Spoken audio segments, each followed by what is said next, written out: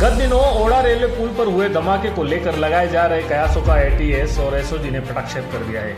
इस पूरे मामले का खुलासा करते हुए एटीएस एसओजी ने जयपुर में एक पत्रकार वार्ता कर बताया कि धमाके से रेलवे ट्रैक उड़ाने की साजिश 3 लोगों द्वारा रची गई थी। मीडिया से मुखातिब हुए एटीएस और एसओजी के अधिकारियों ने बताया कि वर्ष 1975 और 1980 में दुलचंद मीणा रेलवे और हिंदुस्तान जिंक द्वारा उसकी जमीन अवाप्त की गई थी, लेकिन इस जमीन के बदले ना तो उन्हें कोई मुआवजा मिला और न ही परिवार के किसी सदस्य को नौकरी।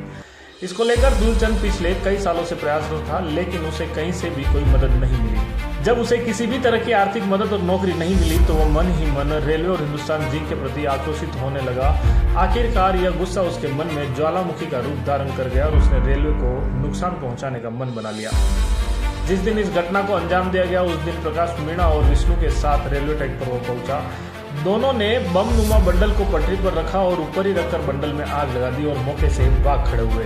मुख्य आरोपी दुलचंद हिंदुस्तान जिंक में पहले काम कर चुका है और ब्लास्टिंग के बारे में उसे थोड़ी बहुत जानकारी थी। इसके लिए उसने अपने गांव के ही रहने वाले 2 युवकों को इस प्लान में शामिल किया। दोनों को ब्लॉक से होने वाले नुकसान और रणनीति के बारे में उसने ज्यादा कुछ नहीं बताया। पूछताछ में इन लोगों ने किसी अंकुश स्वालकर नामक व्यक्ति से यह एक्सप्लोजिव खरीदे थे, जिसे भी एटीएस और एसओजी ने अपने शिकंजे में लिया है। वहीं पे अंकुश को भी पुलिस ने पकड़ा है।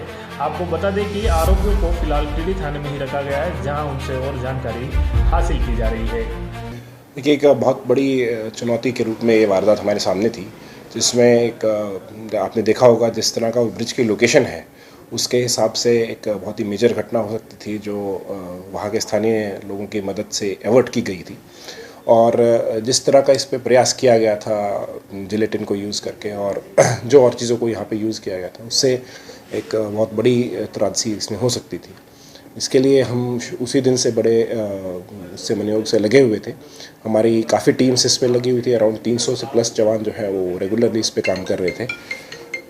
जो ये घटना हुई है इसमें अभी कुल 3-4 लोगों को अलग अलग उसमें किया गया है, जिसमें मुख्य जो आरोपी है वो दुलचंद मीणा है, जिसका ग्रीवियंस हिंदुस्तान जिंक और रेलवेज़ के प्रति था कि ज़मीन का उसको मुआवजा, उचित मुआवजा और ये जो उसको नौकरी की कोई बात थी तो उसको लेके उसका ग्रीवियंस था, जिसके संदर्भ में उसने ज्ञापन वगैरह भी दिए और फिर बाद में इस घटना को उसने अंजाम दिया है। इसमें उनको डिटेन कर लिया गया है और आगे की कार्रवाई जारी है और उनको कल न्यायालय में पेश किया जाएगा। कितनी बड़ी चुनौती थी, कहाँ घूमी पुलिस, क्या क्या नहीं किया? देखिए, इसमें क्योंकि हर एंगल पॉसिबल था, क्योंकि जिस जगह जिस तरह की गई है घटना उसमें ये टेरर एंगल भी हो सकता था, इसमें कम्युनल एंगल भी हो सकता था, इसमें लोकल एंगल भी हो सकता था। तो हर एंगल इसमें हम इन्वेस्टिगेट कर रहे थे और हमारी अलग टीम्स टेक्निकल एनालिसिस के साथ साथ एटीएस की टीम इसमें काम करी थी पूरी, और सारी सेंट्रल एजेंसीज, मेजर एजेंसीज ने भी इसमें कंट्रीब्यूट हमारे साथ रहे थे वो, और एक बड़ा चैलेंज था, लेकिन टीम वर्क से इसको हम सॉल्व कर पाए। अब क्या रहेगा? यूएपीए की धारा लगाई, आगे क्या केस प्रभावित? आगे इन्वेस्टिगेशन में जैसी चीज़ें आएंगी उसके हिसाब से चार्जशीट पेश की जाएंगी। और देखिए, चूँकि इस घटना का इम्पैक्ट बहुत विभत्स हो सकता था, तो उसी एंगल को देख के ही इसमें धाराओं का समावेश किया जाएगा। आरोपी का क्या मकसद था कुछ सामने? आरोपी से अभी जो पूछताछ हो रही है, अभी तो कहना उनसे बहुत जल्दबाजी है, लेकिन उसको इस ग्रीवियंस को सामने जरूर रखना था। अच्छा सर, अब आगे क्या रहेगा? आगे इनसे इनका पुलिस रिमांड लेके इसे इन्वेस्टिगेशन की जाएगी। एटीएस की टीम उस पर लगी हुई है। ये लोग यहीं पे थे, अलग अलग जगह पे थे ये लोग। तो जैसे जैसे सूचनाएं आई हमने इनको वेरीफाई किया, तस्दीक किया। सब हर एंगल पे इन्वेस्टिगेशन होगी और चूँकि अभी एटीएस कर रही है तो एटीएस इसके हर डीप तक जानेगी। किसी का लीड रहा कांस्टेबल या किसी वॉलंटरी अगर आप कर रहे हैं? ये अभी जैसे जैसे चीज़ें सेटल होंगी, डेफिनेटली इसमें जो टीम है उसको रिवॉर्ड करवाने के लिए और जो भी लोग इसमें जिसकी प्रथम सूचना रही है उसके लिए जरूर रिवॉर्ड के लिए भेजा जाएगा। सर, इनके साथ और भी कोई लोग हैं षड्यंत्र में, या इन्होंने कोई लीड रहा कांस्टेबल या किसी वॉलंटरी अगर आप कर रहे हैं?